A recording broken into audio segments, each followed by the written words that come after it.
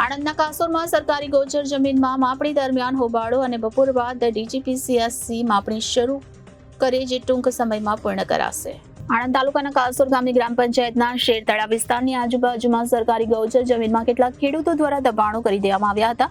જેને લઈને ગ્રામ પંચાયત દ્વારા ખેડૂતોને નોટિસ આપવા છતાં પણ ખેડૂતોએ પોતાની જમીન માપણી ન કરાવતા આખરે ગ્રામ પંચાયતે જાતે જમીન માપણી નક્કી કરી દબાણો દૂર કરવાનું નક્કી કર્યું હતું, જેને લઈને ગ્રામ પંચાયત દ્વારા સરકારમાં માપણી અંગે પૈસા ભર્યા હતા અને આણંદ જમીન માપણી વિભાગ દ્વારા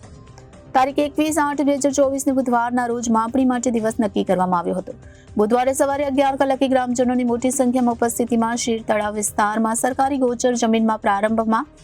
ટોટલ ટેશનમાં માપણી શરૂ કરવામાં આવી હતી, પરંતુ ગૌચર જમીનમાં ઝાડી ઝાકરા હોવાથી આ માપણી શક્ય બની ન હતી, જેથી સ્થળ પર અરજદાર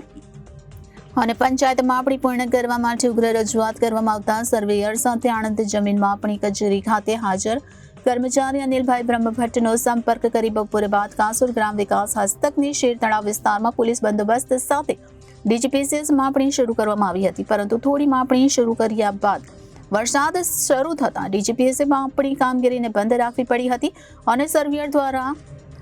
ઝાડી ઝાંખરા દૂર કરી ટૂંક સમયમાં માપણી કરવામાં આવનાર હોવાનું દબાણો દૂર કરવા માટે અરજી આપનાર ભાસ્કરભાઈ કનુભાઈ પટેલ તેમજ ગ્રામ પંચાયતના તલાટી સરપંચને ખાતરી આપી હતી। રિપોર્ટર વિનીત ટાંક, જનાદેશ ન્યૂઝ, આણંદ।